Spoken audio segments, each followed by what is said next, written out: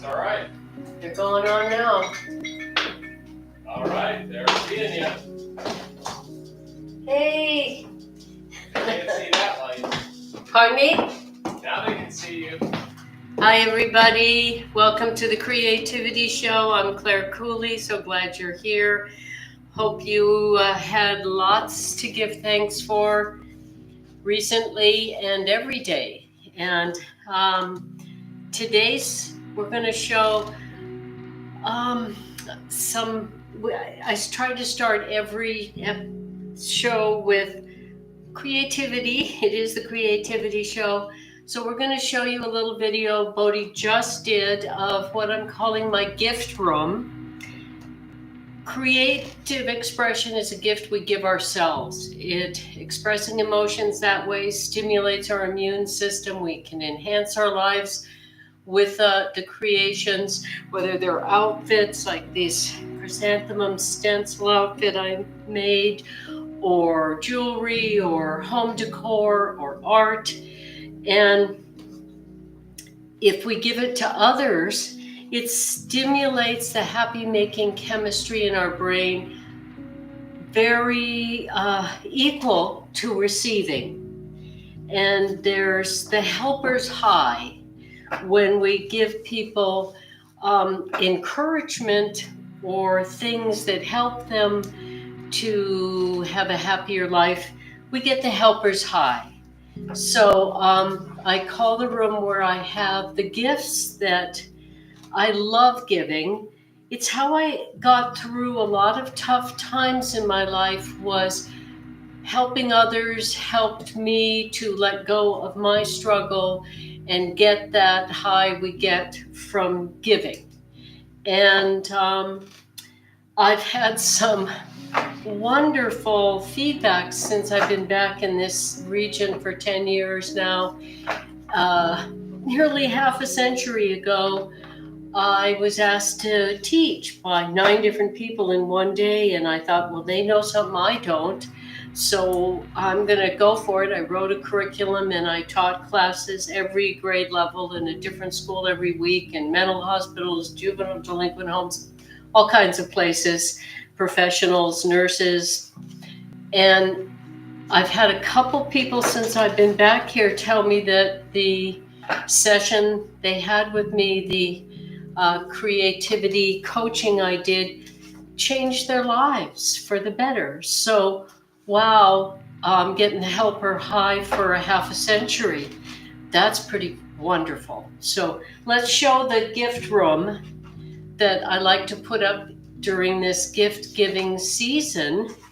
And I like to give gift certificates to people to come and pick out what they want. So in this room, I have prints we make here, museum quality, on archival paper and inks, and even the glassine they come in has no acid. So they truly are museum quality. We make them in the portfolios there, we take orders and make them numbered and signed, limited edition. People can pick out the image they want, and we fill the orders that way. So those are one of a kind, limited edition, filling the order as we get them. And then we also have the prints that I put out on the table there that are a real deal for this season. And here's some of the images that are in my book of cranes. That was my first published work, and it has all 15 species of cranes in it. And that art on the walls was from the book. That's also a gift. And then there's the posters that are one of the images from the book that are in a crush-proof tube that's gift wrapped for the season, so it's nice and simple to give or to send. And that's the poster right there, and they can be framed small or keep smaller than, or keep the die cut border around it like the one that's framed on the wall and be a little larger. Hi. Sue Spencer said, thanks for sharing your gift of art to the world today. Hi, Sue. Thank you, Sue. Thank you for you and you sharing your art with the world on your Monday music in Minneapolis. That's at Morrissey's. That's a lot of alliteration. Join Sue and her musician buddies. Morrissey's, I think it's the first Monday of each month.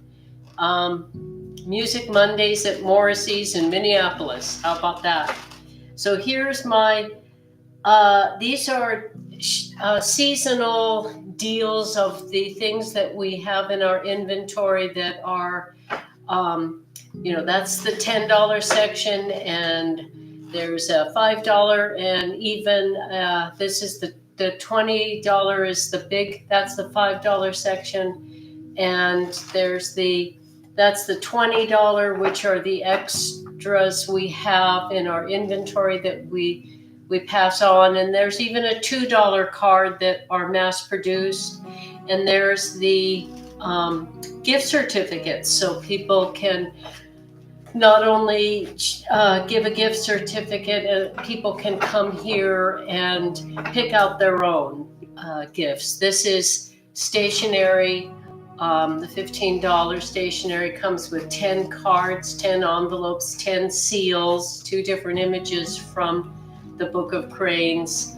And on this table is my memoir, Incandescence, Rising Above Darkness, that I wrote because so many people asked me to, saying my stories help them. And so I didn't I still don't think that I'm that interesting, and my stories are, anything special, but everybody is special, including me. And so I wrote them because people asked me to. And that's my creativity retreat called Imagine a Day that I love to do with individuals or groups. And I love, as much as creating, I love helping people gain a greater access to their own imagination and confidence to express it creatively. And I love using my art everywhere in all aspects of my life, which is undoubtedly part of the reason people think I'm wealthy, because I make, almost everything in my home: dishes, furniture, clothing, jewelry, art, the framing, all of it. So we're going to move on now to doing some art in front of you, which people tell me is really, peaceful. And, it's why I do it. And it's why for me, it's the art inspired by nature, the serene natural world. Don't mind me, I'm just making some camera adjustments here. Thank you. There we go. And so what I'm going to do with this is I put in some little feathers to create distance, depth of field, and now I'm going to add other colors to them to make them more, vibrant. So color is a natural mood elevator, and especially in this season where it can be pretty monochromatic outside, I find working with color really cheerful. So let's continue talking. If there's any questions, please feel free to ask them, and I'll do my best to respond. So let's see, we're going to go for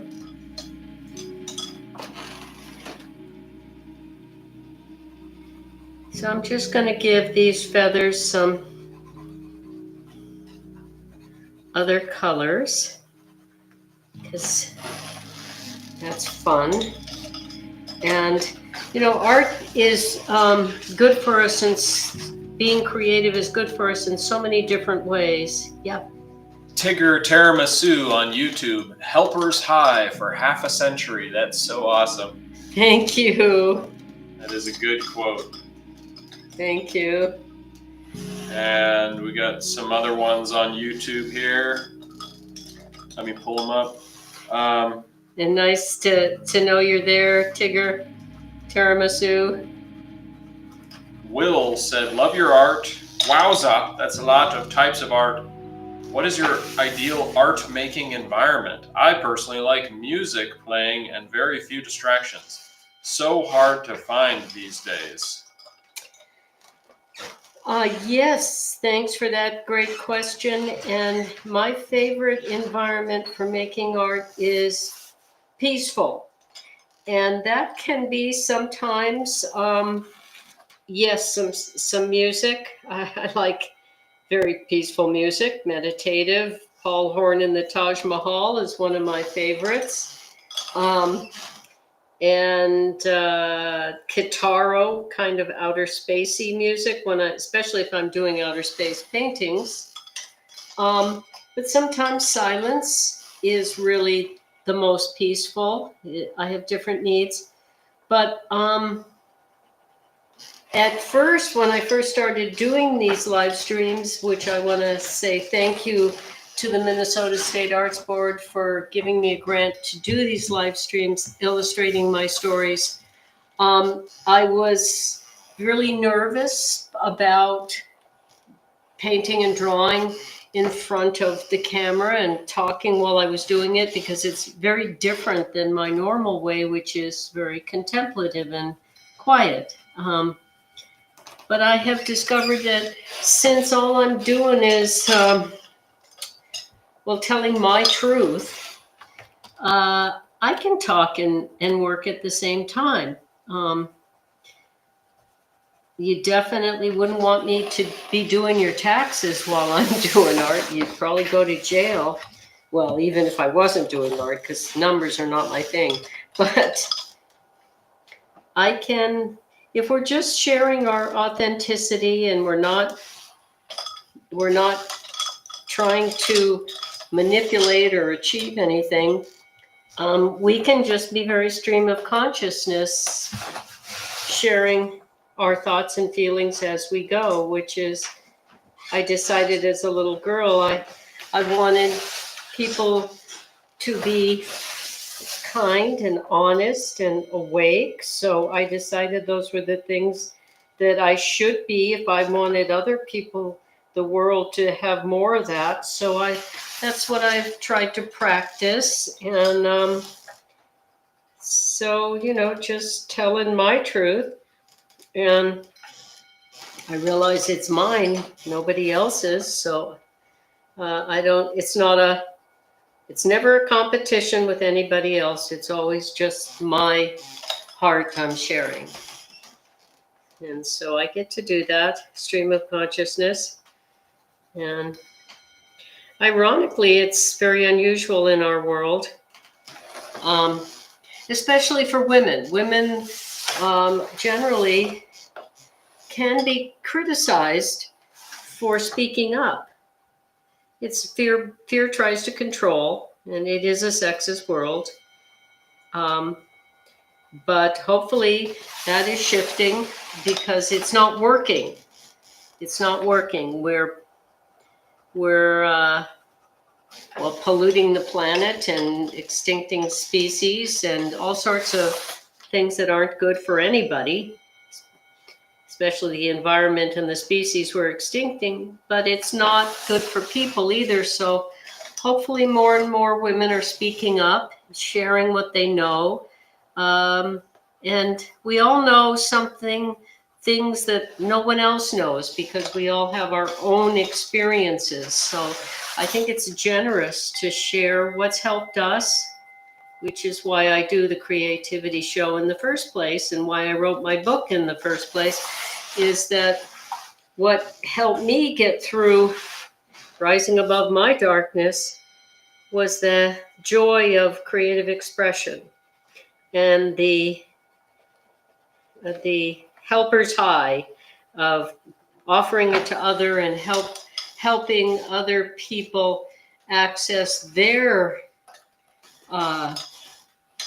creativity to express emotions in a respectful way that isn't wasteful, doesn't hurt anyone, and can enhance your life. If it's decor, make a beautiful environment. If it's wardrobe, make clothes that are to wear, make gifts. So there's so many benefits to being creative and sharing it that and one of the most rewarding forms of creativity is, what have we learned from what we've been through? Share that. We're all connected. We all have more in common than differences. We're all made out of the same stuff in different configurations. We've all had different events in our lives. And so each of us has unique perspective to share with others. So go for it. Share what you've learned. Share what helps you. And especially women who are often afraid to speak up because confident women, even other women, don't necessarily celebrate women who speak up. Instead, they can criticize them because, well, I call them broken world rules, where, women can literally be punished, ridiculed, ostracized for speaking up. We're supposed to, always be nice and always be gentle and submissive and taking care of everyone, but speak up and share what we know, have confidence. That's often frowned upon, and boy, is that confused. Every single human being came through a woman into this world, so of course we know things, and we know often we're the ones who take care of people after they're born, and sometimes throughout their lives. So yeah, we have wisdom and we should share it. And anyone who's confused about that, next.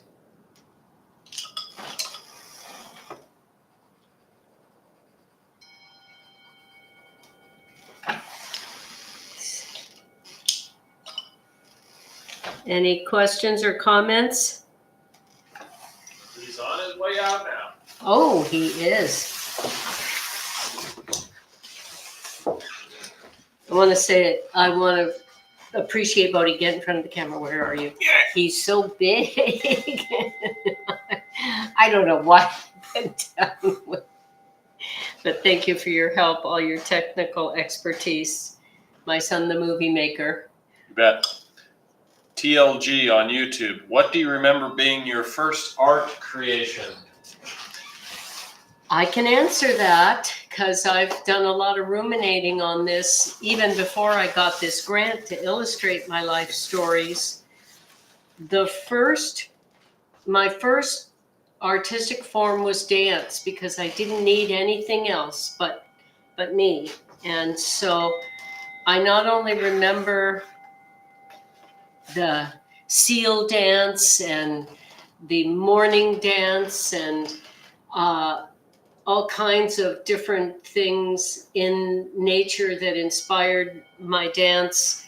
But I remember my first performance. I was probably 3 or 4 when my mother asked me if I would do my seed dance, which I'd showed her in front of a couple visitors. And so I laid on the floor when they were quiet on the couch in the shape of a seed and slowly bloomed into a wide open flower. And they were so patient and so lovely and sweet. And I think they were pretty stunned at the simplicity and the slow I decided to move as slow as I possibly could. And so I think it took a long time, and their sweet, supportive patience. And I left the room after I had fully bloomed, and I think they were stunned and didn't know how to respond. It was so different, but I felt their appreciation deeply, and it was my first, well, performance. My next artistic expressions that I remember making a dancing elf slipper out of some soil, dirt, clay type dirt I found in the backyard that I could literally shape. And I remember doing that in the bathtub so that I wouldn't make a mess in the house. And I collected feathers, stones, all kinds of rocks and pretty little nature things, and arranged them in different orders from starting very young. So there you go. Those were my first art forms.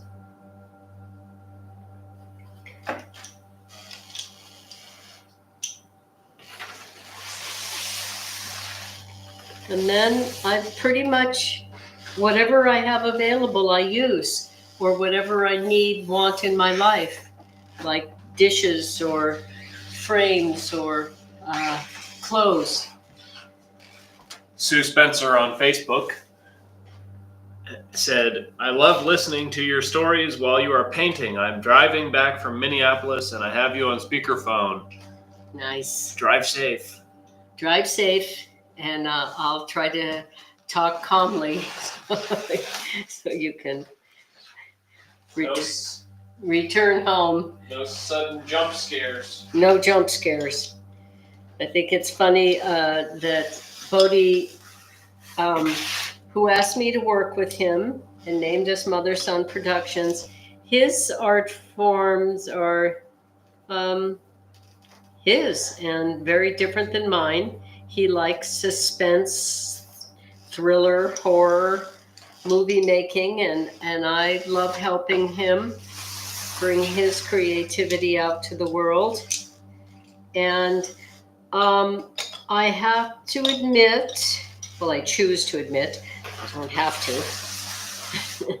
I often say that because it's an expression that's very popular, and then I correct myself almost every time. I don't have to admit it. I choose to admit it, that I wouldn't be as inspired to help him. I would help him no matter what, as best I could, but I wouldn't be inspired to help him if his thrilling, sometimes very scary stuff didn't also have deeper meaning, but it does. And he loves the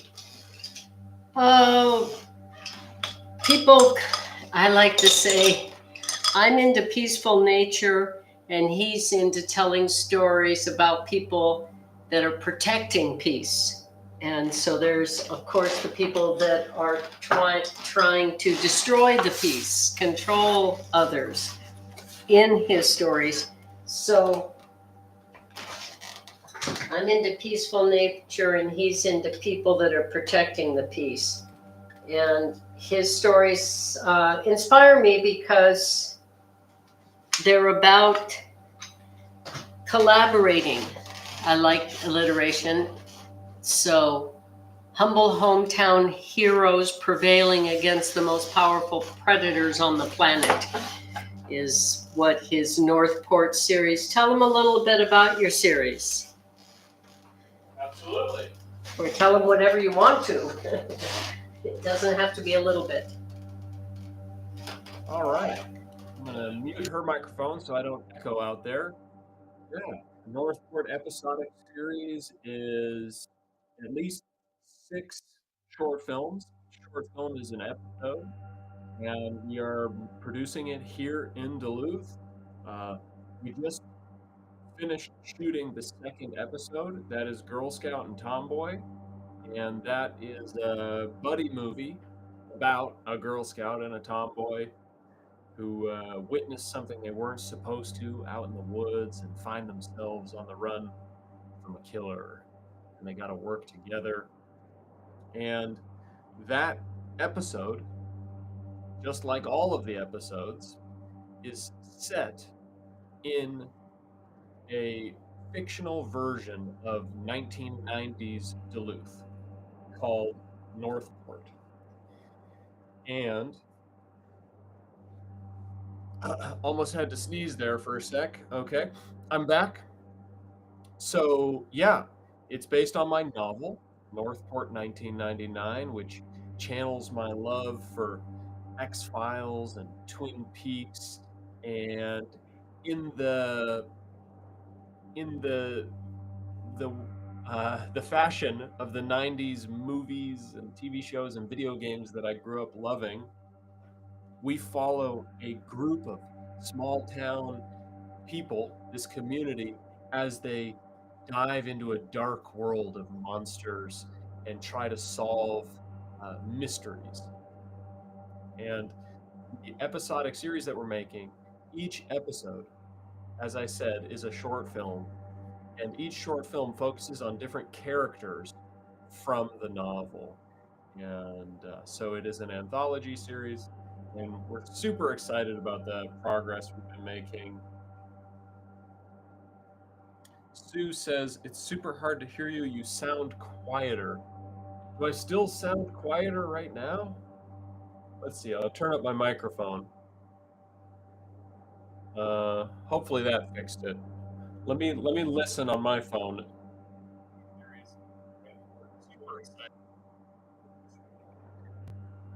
Yeah, I can hear myself coming through my phone. It might have something to do with the music. Let me speak up.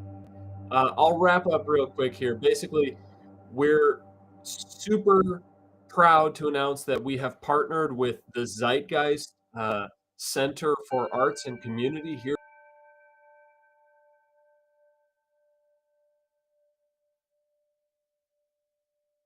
in charitable contributions to our funders. So if you want to help us create these short films here in Duluth, you can donate now. I will put the link in the video in a second here.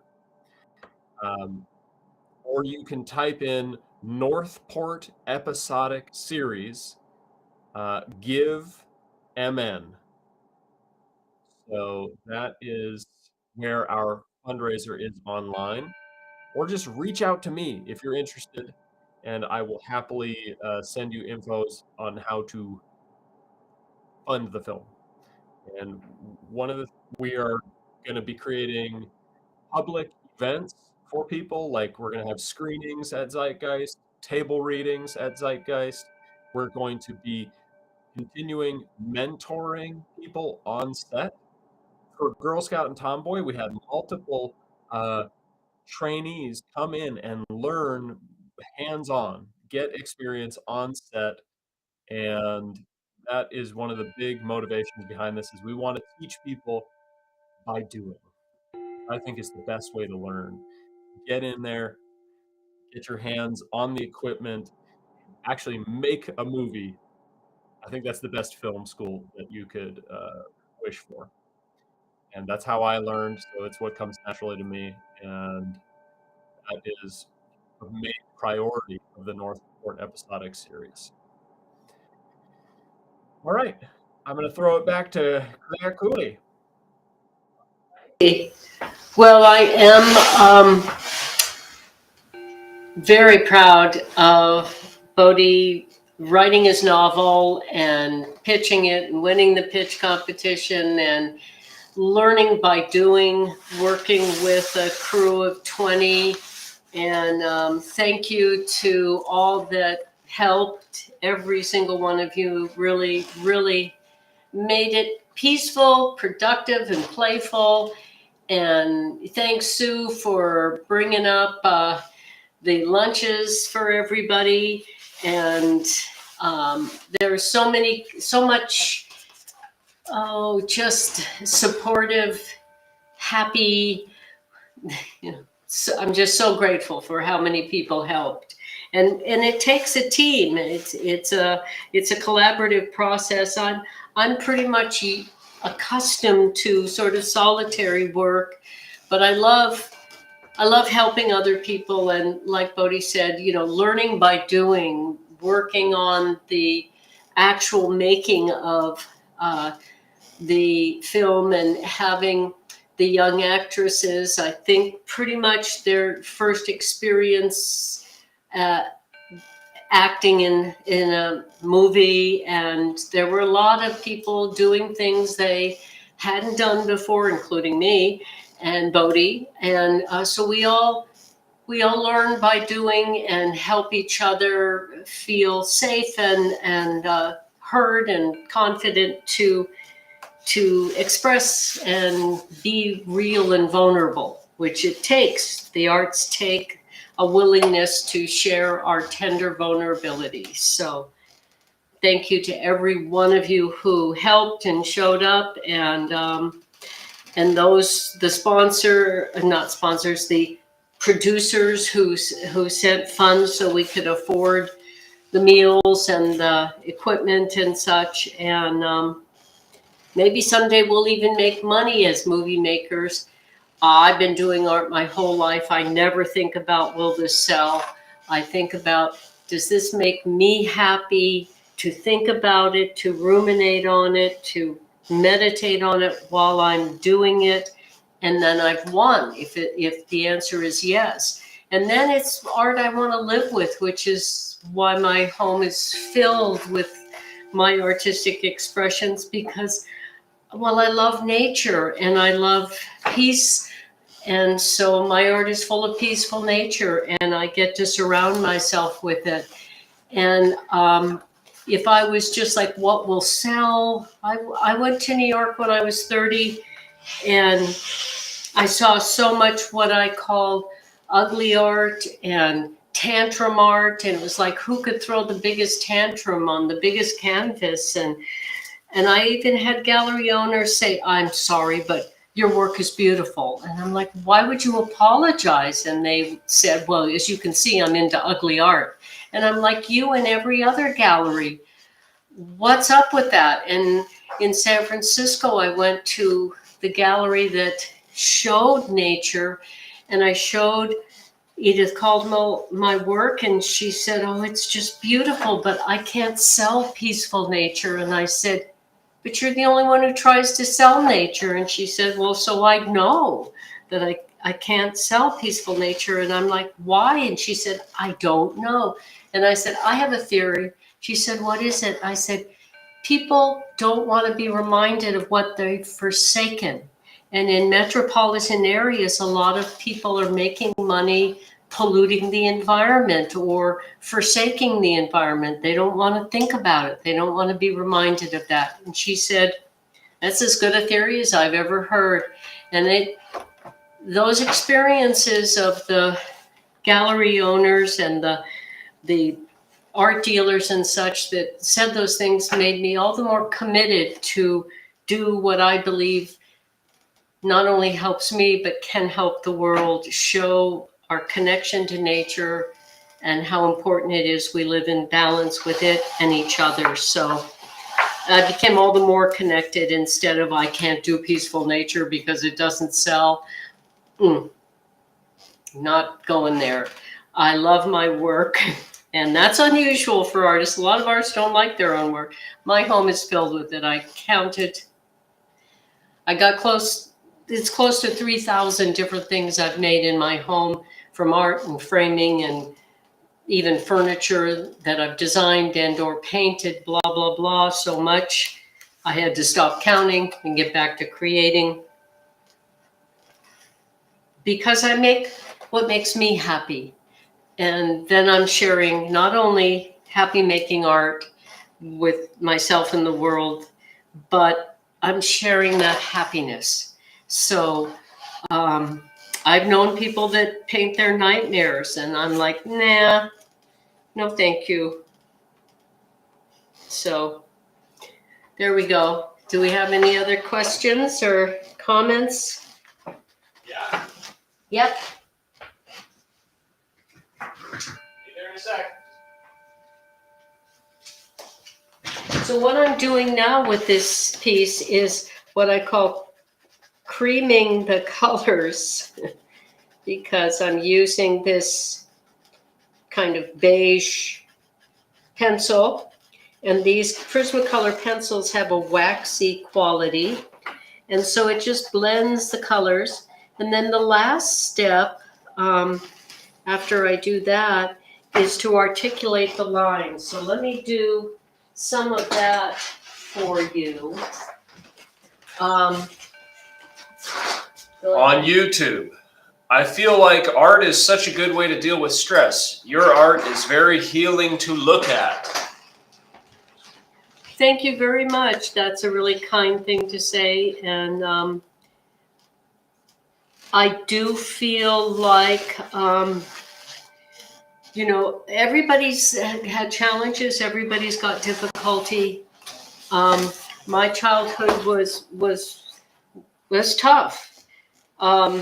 It's all in my, not all, but a lot of it's in my memoir. But the synopsis is, I stopped going to school at 7 and until the truancy regularly at 7, and till the truancy officer showed up at 14, nobody seemed to even notice. So that's pretty rough. And my mother was angelic, but she was stressed with asthma, 4 kids, alcoholic husband. So I had to sharpen my pencil. And I ended up raising my 2 nephews because my older sister dealt with the stress through seeking to change herself through drugs and such, and ended up being addicted to heroin and, well, basically anything she could find. And so there's different ways people deal with stress. How I dealt with mine was to enter creative reverie as often as possible, which is part of what I did instead of go to school. Is I just went into natural places and created with whatever materials I had around me. And so I didn't have to do drugs or alcohol or distract myself by, racing around in cars or whatever. I found a peaceful way to de-stress, and I still do it. And it's also what I want to share with others in the world, because what does the world need more than peace? Nothing. And with peace, we can address all the other issues. Without peace, that's what we have to deal with. So that's that.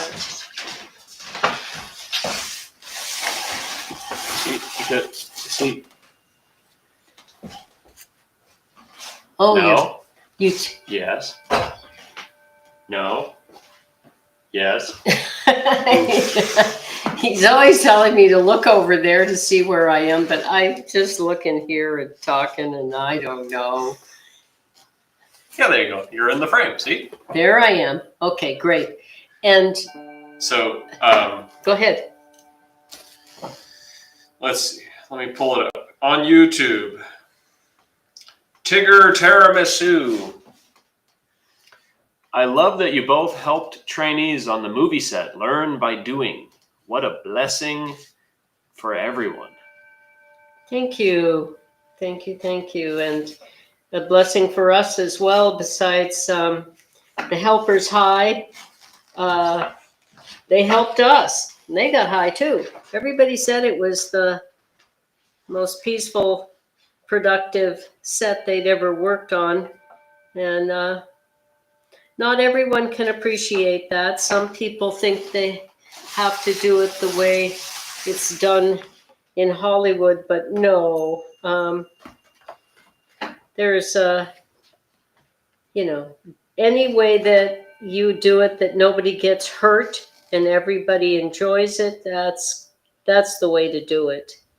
So learn stuff, make stuff, be proud of the time you spent doing it. There we are.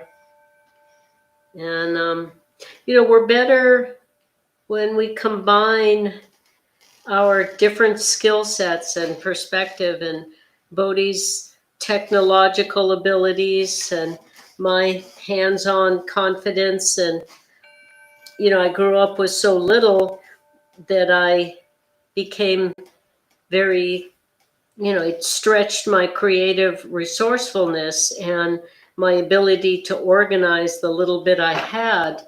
And those are very helpful skills in any kind of life, but especially in an artist's life, because art takes time, and to know how to organize your materials. Like, for those of you who haven't seen, here's my pencil organization, and here's so I don't waste anything when they get short, and I use these extenders. So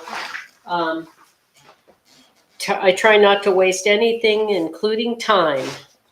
So the more organized, when I get the inspiration, the quicker I can go to the fun part, which is creating, not looking for what I need to create with.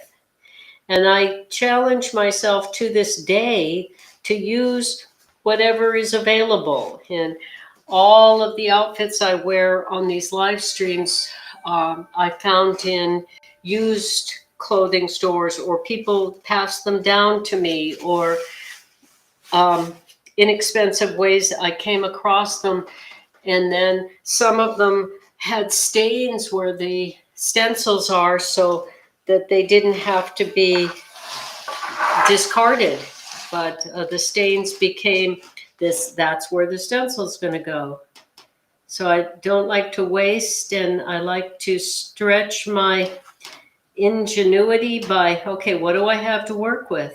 And not use any excuses. I've only got 10 minutes. Okay, what can I do in 10 minutes? I've only got these rocks and feathers and seashells. What can I do with that?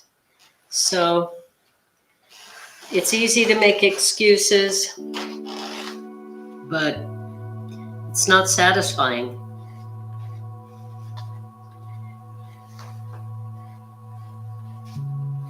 So I have lost track of time. Every time I do any creative project, I lose track of time. So I don't know how we're doing as far as the live stream timing. 12:44. Okay. I'm beyond the section. Read the next comment. Alrighty. So I love detail. I love the big washy watercolor background. The Cloud Child will get the finishing touches last, because she is the central character of this story. Alrighty. No. Yes. Okay, here I am. I'm here. No. Yes. I'm just funning. I like to mess with you. He teases me a lot, and I baby talk a lot, and maybe that's why we still like each other after this many years, trying to help each other be ourselves. Right. So I shared the QR code for the fundraiser, by the way, and please, people, share it far and wide. If you know anybody who'd be interested in donating and supporting local film and supporting our team in developing this. Or wants to be on the team. Yep. We really appreciate it. And this money goes right into the local arts ecosystem and helps us build the team and pay our team members. And so Tigger Tiramisu said, I bet as the world is polluted with AI art, in quotes, slop, peaceful nature in human-made art will be highly sought after. I agree. I hope so, and it should be. And what we have that AI will not ever have is feelings. And it does happen in the limbic core, the center of our brain. But AI doesn't have that. It doesn't have empathy. It doesn't have compassion. It doesn't have love. So, yeah, hands-on, and that's why it's what I do, and not. I appreciate technology, but I'm happy to keep doing the hands-on stuff, the arts that could be lost if we don't stay humble and appreciate what they have that AI will never have, feeling. Sue Spencer, great show today. Thank you so much for sharing.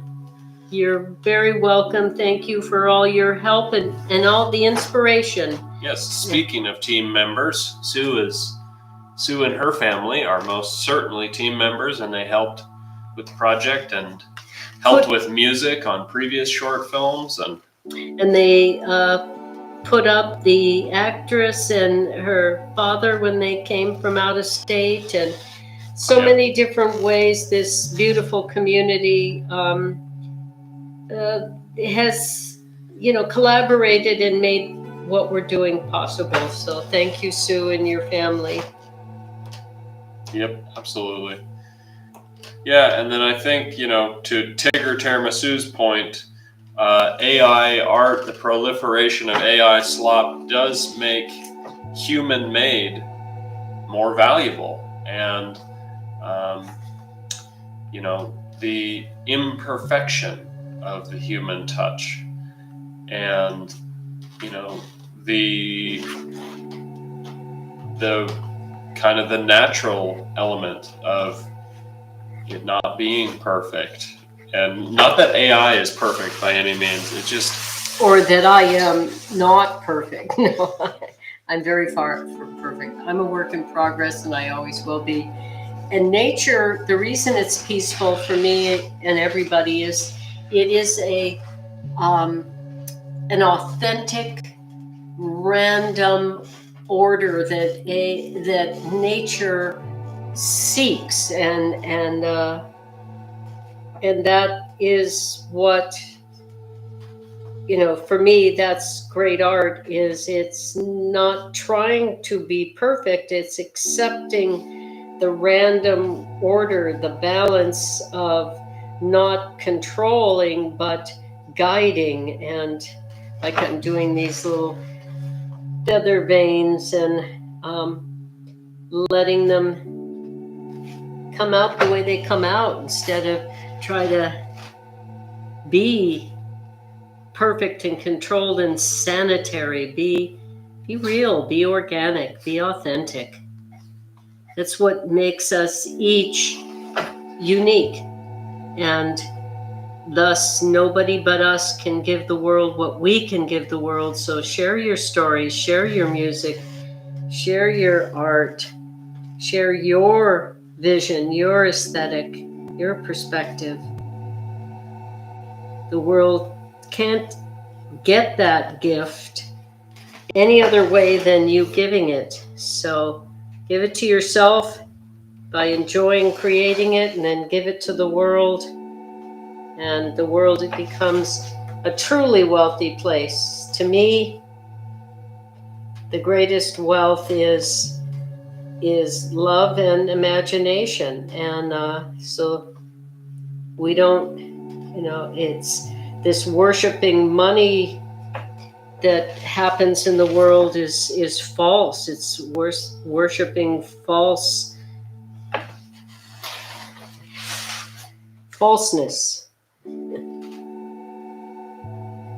All right, I'm getting close to, well, not the very last feathers, so I'm not gonna start rushing it.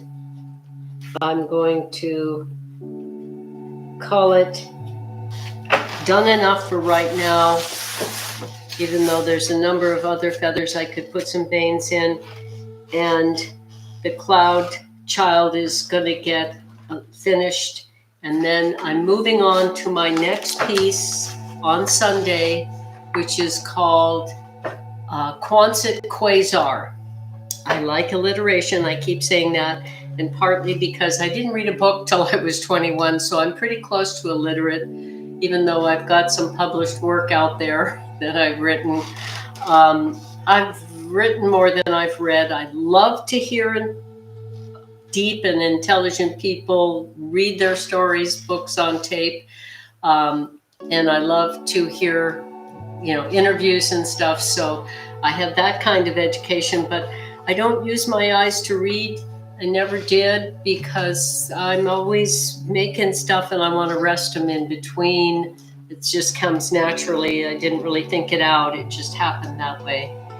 And also I wanted to think my own thoughts, develop them. I didn't have conversation till I was 14 because I was ruminating on things and trying to figure out what is important, and I didn't want to just talk to fill the space with sound. I wanted it to have meaning and feeling that helped me and others.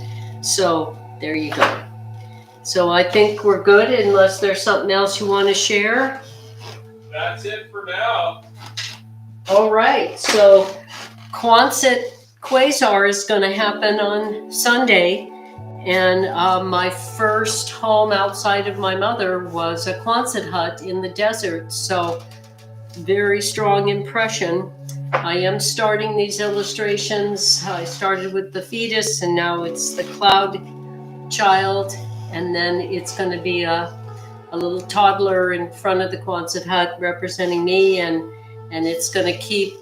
The only thing linear about this process is I'm starting with my early humanness and going to continue it, hopefully, to present.